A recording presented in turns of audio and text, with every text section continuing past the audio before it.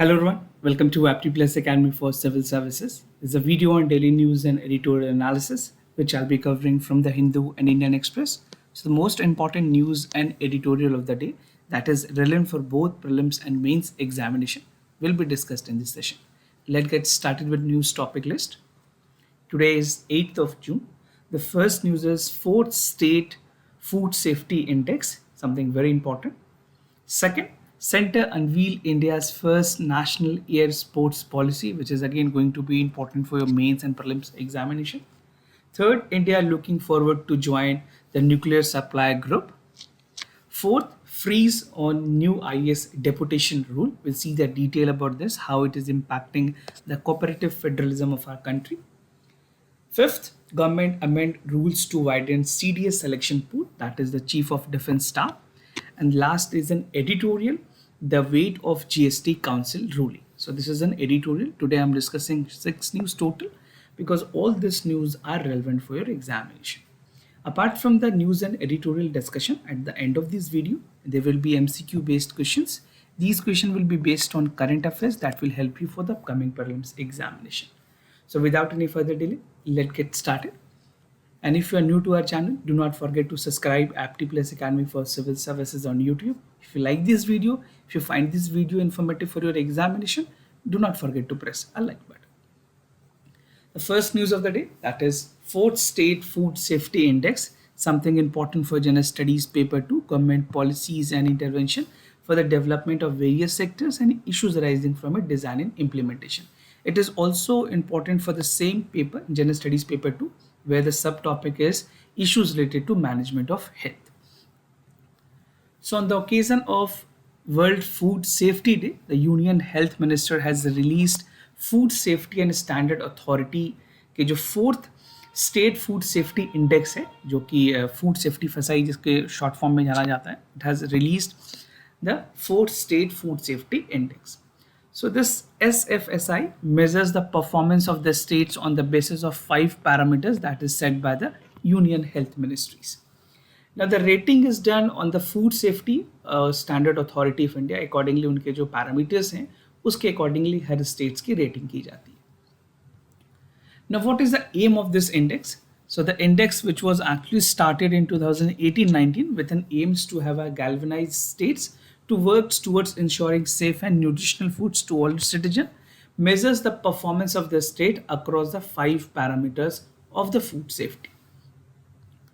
Now state performances की अगर बात करें किस स्टेट ने किस तरह की परफॉर्मेंस दी है, for larger states the rank goes to Tamil Nadu. This is top among all the states, so rank 1, followed by Gujarat and Maharashtra. For smaller states, the best performer were Goa, followed by Manipur and Sikkim. In the Union Territory categories, Jammu and Kashmir, Delhi, Chandigarh have secured first rank, second rank and third rank. So this is the image that will give you an idea about the chronology of the ranking. You can take the screenshot. This is there in the Hindu newspaper also. So these are the all top rankers performing. Now launch of new Eat Right India initiative. So the Union Health Minister has launched various initiatives जहाँ पे FSSAI की तरफ से जो initiatives आई है Eat Right Research Award उसके अलग अलग categories के लिए भी रखा गया. Eat Right Creativity Challenge and competition at the school level was also there. Additionally, the Health Minister has also unveiled a logo of Ayurveda Ahar which contained the initial of Ayurveda and Ahar with 5 leaves symbolizing the 5 elements of nature. Even you can check their website. You'll get the details over there. Now, Eat Smart City Challenge की अगर बात करें, this is a challenge which was launched by the FSSAI last year in association with the Smart City Missions under the aegis of Ministry of Housing and Urban Development. And this aims to motivate the smart cities to develop and execute a plan जहाँ पे healthy, safe और sustainable food environment practices को adopt करने की बात की गई है, which has a various aspects of the Government of India Eat Right India initiatives.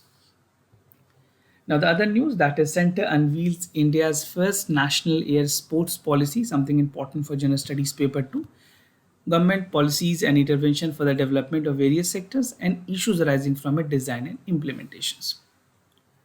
So, the Union Minister for Civil Aviation has recently released India's first national sports policy, which is going to be important for both prelims and mains examination.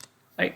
So, the government has earlier said that it will take steps to make India a one-stop destinations where the India's sports industry, basically talking about the sports, or you can say the sports tourism, would further grow by 2030.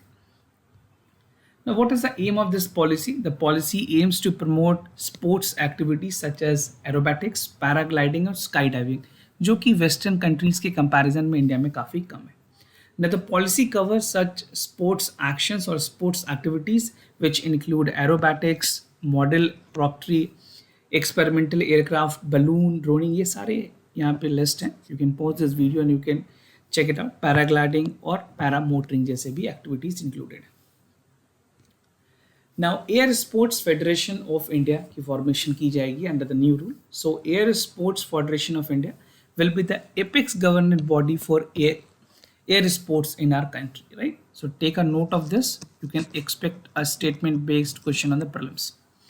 Now, ASFI is an apex body that will observe the aspects of regulation, certification, accidents, and penalties. So, this is a supreme body, the apex body would be looking into the entire aspects of the air sports in our country. The federation will be an autonomous body which will represent India at the Federation Aeronautic International, which is the global platform related to the air sports. Now, revenue की अगर बात करें, एक जो forecast की गई है कि एयर स्पोर्ट्स के क्या क्या रेवेन्यूज जनरेशन मॉडल क्या हो सकती है. So currently India generate around 80 to 100 crore rupees from the revenue of this, and जो पार्टिसिपेंट्स हैं वो ऑलमोस्ट 5,000 के आसपास हैं. Now, government has said that it can reach up to 8,000 crore to 10,000 crore rupees, and it has a potential to even create 5,000 job and almost 1 lakh direct job. तो basically ये कुछ इसकी potential है, क्योंकि एक एक्टिविटीज़ अगर ऐसे grow करेगी तो कहीं ना कहीं जॉब अपॉर्चुनिटीज़, इकोनॉमी में उनके कॉन्ट्रीब्यूशंस भी बढ़ेंगे. Now, the other news, India looking forward to join NSG, something important for General Studies Paper 2, Effect and Policies for Developed and Developing Countries.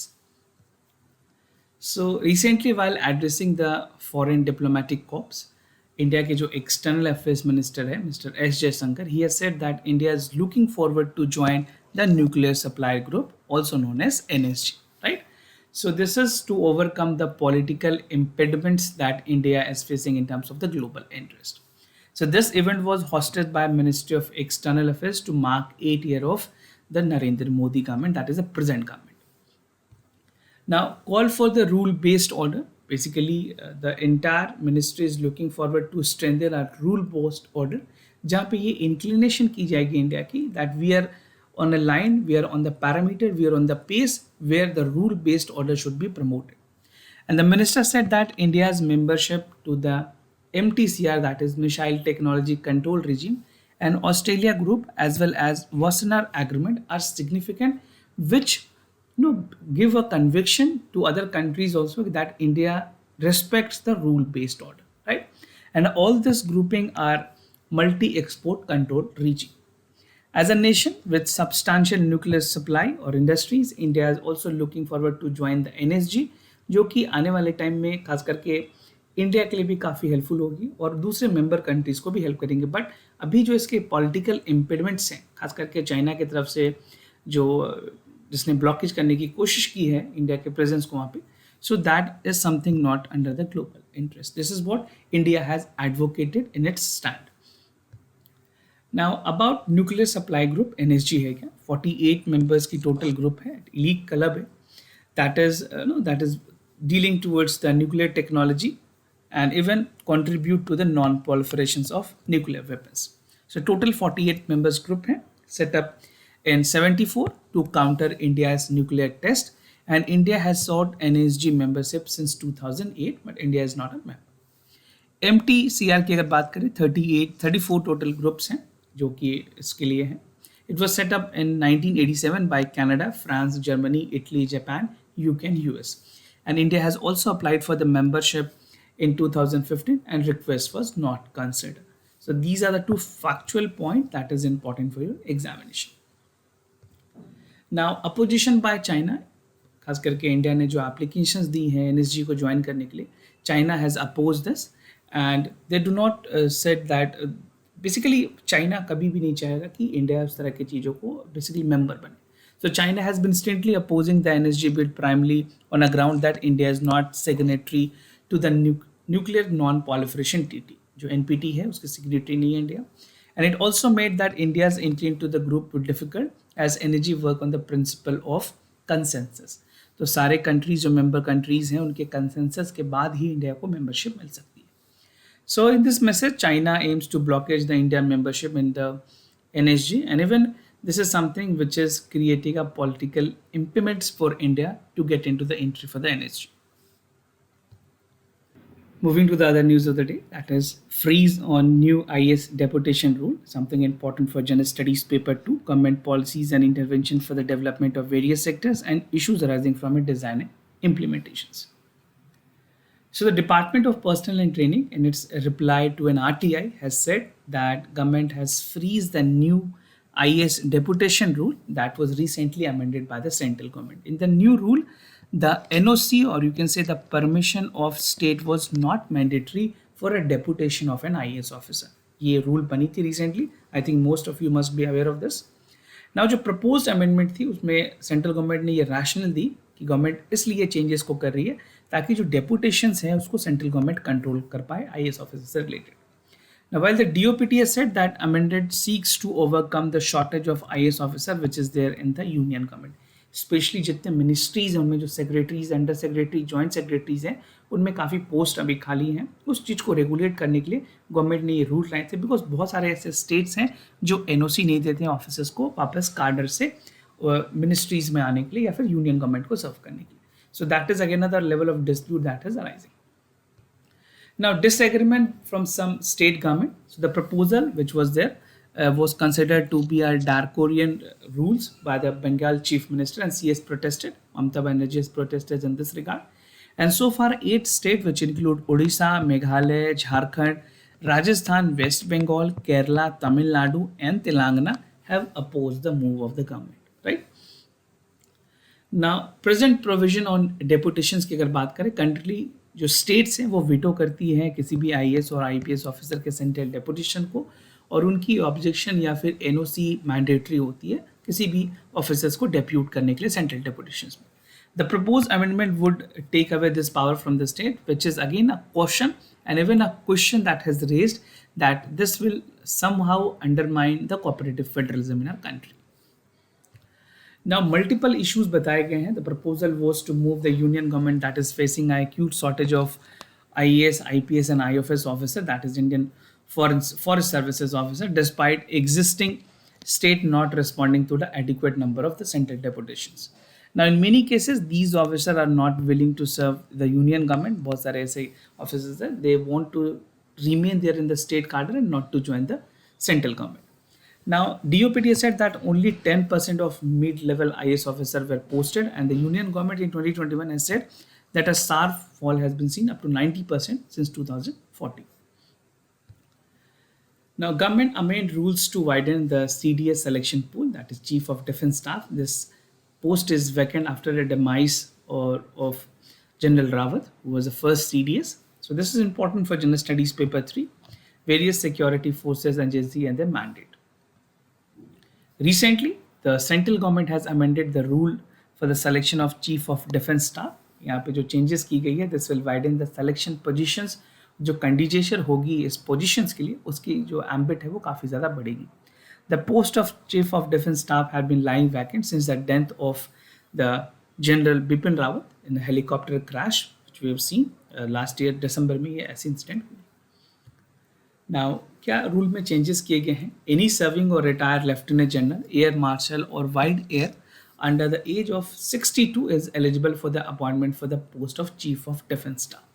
Now, these 3-star officers are now eligible to become CDS while serving in the 3 services according to the changes that was made for the Army, Air Force and Navy.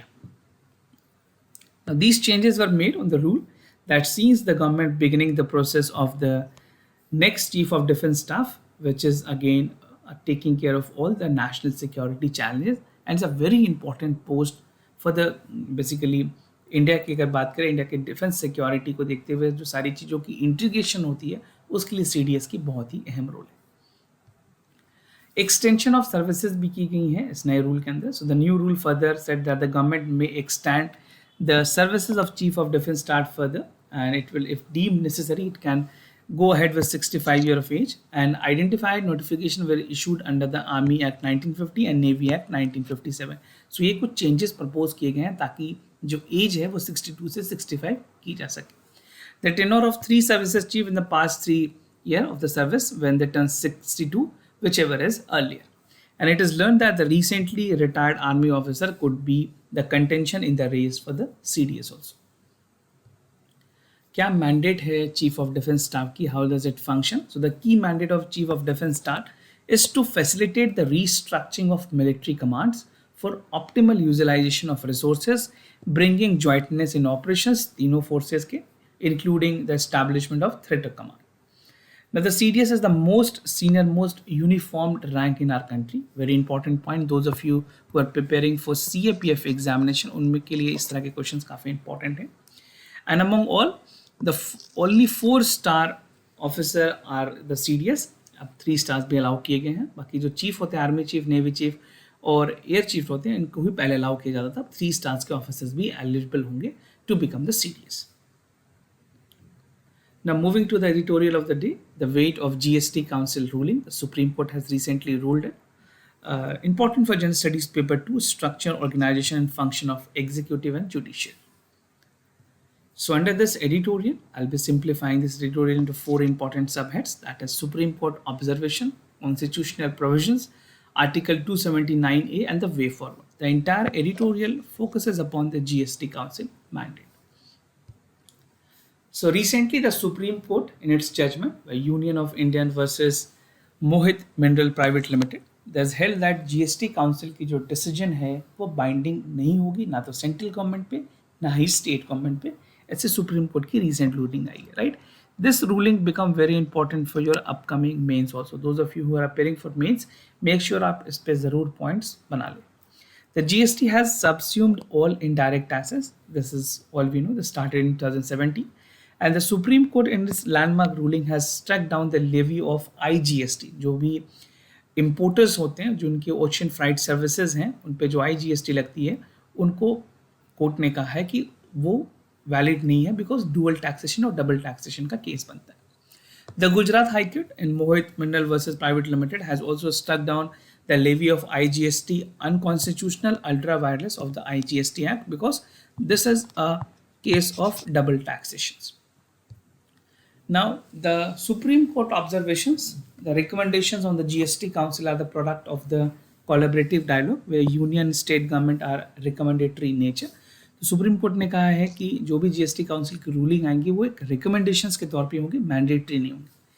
Under article 246A of the constitution, both union and the state government have been conferred power to legislate on the goods and services tax. This is a power which is envisaged under the constitution.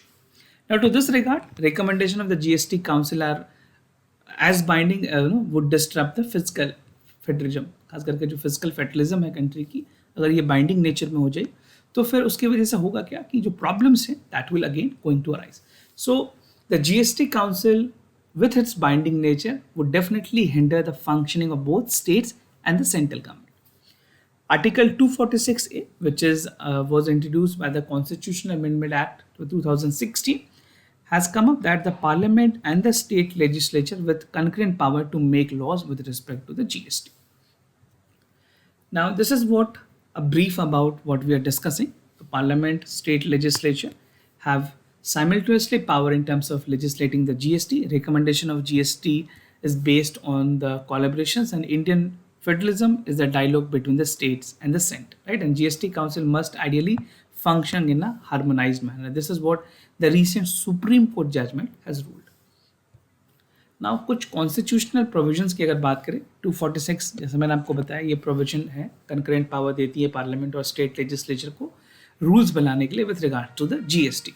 Now each states was have its own GST, और जहाँ पे IGST की बात की जाए उसको हटाया गया था, अलग रखा गया था स्टेट्स के लिए. Now, under Article 279, the GST Council make recommendations on the various topic, including the tax rate and exemptions. So ये दोनों article के differences आपको पता होने चाहिए. And the Union of India have argued that the constitutional architecture shows that Article 246 and 279, when read together, made the GST Council ultimate policy making and decision making body in terms of framing the GST laws. तो हर एक states इसके rules जो mandatory provisions आते थे, जो rulings आते थे उसको फॉलो करते थे, बट आफ्टर दिस डिसीजन अब सारे जीएसटी काउंसिल के जो रूल्स आएंगे, जो रिकमेंडेशंस आएंगे, वो रिकमेंडेटरी नेचर होंगे, मैंडेटरी नहीं होंगे. Now Article 279 है, this stipulates the creation of GST Council and its functioning, and the council has to function as a platform to bring union and state government together to mark the cooperative federalism. Unanimously 75% weightage दी जाती थी, जो matter pending है GST में उसके decision centre और state government को मिलकर decide करने होते हैं. Now the proposed GST has a harmonized commodity tax is to make a single market. So the main aim of the GST was to make India with one nation and one taxation. Now, if you're writing a way forward in the mains examination, make sure you write that Supreme Court of India adjudicated the GST Council recommendations as a non-qualified, और simultaneously जो legislative power हैं union state के पास, उसकी भी persuasive value होगी council के recommendations पे. The power of the recommendations rest with the practice of cooperative federalism and in collaborative decision making of the council. Finally ये पर्टिनेंट होगी और ये समझना ज़रूरी है that the power to legislate with the given parliament and assembly, it is by the people who create the private autonomy to accept the corrective decision. And the Supreme Court judgment should be treatized on the democratic and federal imports of the GST legislation. So for mains and prelims examination, IGST से related जो भी topics हैं वो आपके exam के लिए काफ़ी relevant होंगे. Supreme Court की क्या powers हैं, and even for the functioning of GST Council, these all important topics are there that you must look into detail. You can expect a question both in prelims and mains examination. Now moving to the MCQ questions of the day. Before I proceed, just to tell you the answers of yesterday questions. For first question, the correct option is A. For second question, the correct option is A. Today's MCQ for practice, Maritime India Summit के बारे में आपको बताना है. It focuses on upgradation of infrastructure and it aims to strengthen the vision of Atmanirbhar Bharat. Denmark is a partner country for a 3-day visit of this summit. So do check it out for the correct options. Second, Swachh Sarthi Fellowship is a waste to wealth mission that was launched by Swachh Sarthi Fellowship. The Waste to Wealth mission is one of the 9th national mission of the Prime Minister, Science, Technology, Innovation and Advisory Council. So do check it out for the correct options. This type of question is going to be helpful for the upcoming prelims examination. So this was all about for the daily news and editorial analysis, followed by the MCQ questions. If you have any other concern, you can let me know. I'll be more than happy to assist you. For time being, I'm signing off. Thank you so much for watching this video.